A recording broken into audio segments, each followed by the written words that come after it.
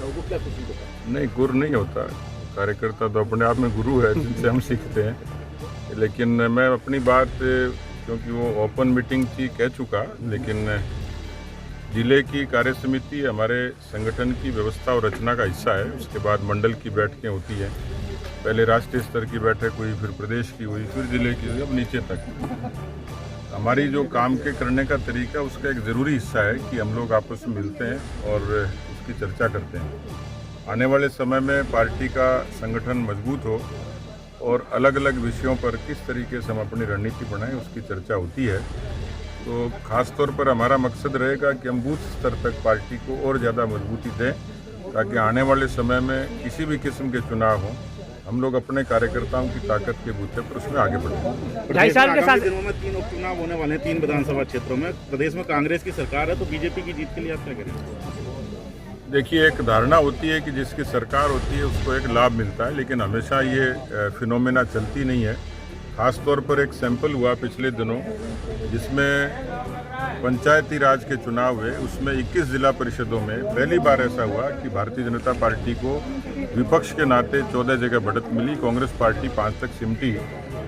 लगभग 2 करोड़ 41 लाख मतदाता थे, उनके बीच में ये चुनाव हुआ था।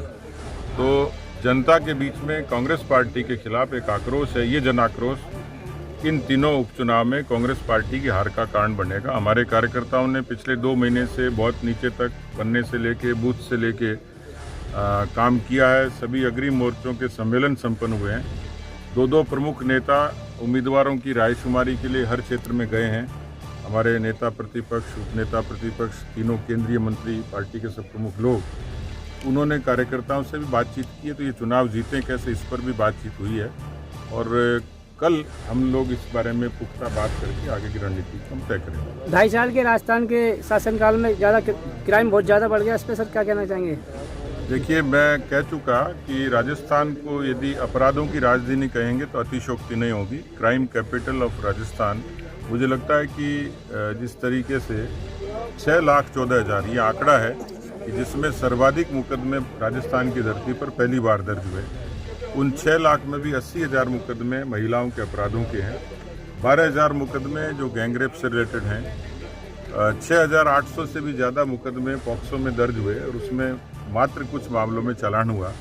ये साबित करता है दुष्कर्म की घटनाओं में भारत में दूसरे नंबर पर राजस्थान शुमार हुआ है। तो मुझे लगता है कि अपराधों के मामले में इस तरीके का दृश्य कभी दिखा नहीं था। ऐसा लगता है कि राजस्थान की सरकार का, पुलिस का इकबाल खत्म हो गया हो। और इसके लिए कोई जिम्मेवार हैं तो मुख्यमंत्री हैं, जो खुद गृह मंत्री हैं। आमतौर पर सरकारों में पूर्णकालिक गृह मंत्री होते हैं जो समीक्षा करते हैं, पुलिस के बेड़े का मनोबल बढ़ाते हैं। पर इस सरकार के भीतर पुलिस की लाचारी भी देखने को मिली। तो अपराध, बढ़ते हुए अपराध, ये राजस्थान के लिए दुर्भाग्यपूर्ण है, चिंताजनक है। बीजेपी की तरफ से सर अगला मुख्यमंत्री कौन होगा? बीजेपी की तरफ से सर अगला मुख्यमंत्री कौन होगा? जी, बीजेपी की तरफ से अगला मुख्यमंत्री कौन होगा? आप ध्यान रखना कहीं। देखिए, अभी मुख्यमंत्री का झगड़ा नहीं है। ये आलाकमान तय कर चुका है कि समय आएगा तो इसका फैसला आलाकमान पार्लियामेंट्री बोर्ड करता है। अभी तो हम सब लोग मिलकर, हमारी कोशिश है कि ऐसी निरंकुश सरकार को हटाएं, पार्टी को जिताएं। बजरी माफिया के लिए आपने कहा, तो वो शामिल अपराधों में ही है। 6 लाख जो 14,000 मुकदमे दर्ज हुए, उसमें वो मुकदमे भी हैं जिसमें आम आदमी बजरी माफियाओं के हाथों में मारे गए, प्रशासनिक अधिकारी मारे गए, पुलिस के लोग मारे गए। यानी इस सरकार में पर्दे के बाहर और पर्दे के भीतर जो अपराध सबसे ज़्यादा हुए, इस तरीके के अवैध खनन की घटनाओं ने चिंतित किया है। और ऐसा लगता है कि सरकार की कहीं न कहीं ज़्यादा दूर जाने की जरूरत नहीं। गंगापुर सिटी में यदि देखा जाए तो रात को 2 बजे, 3 बजे, 5 बजे रोज कॉलिंग आ रही है। मेरे पास इस चीज़ के एविडेंस भी हैं। लेकिन प्रशासन आखिर कर रहा है तो क्या कर रहा है?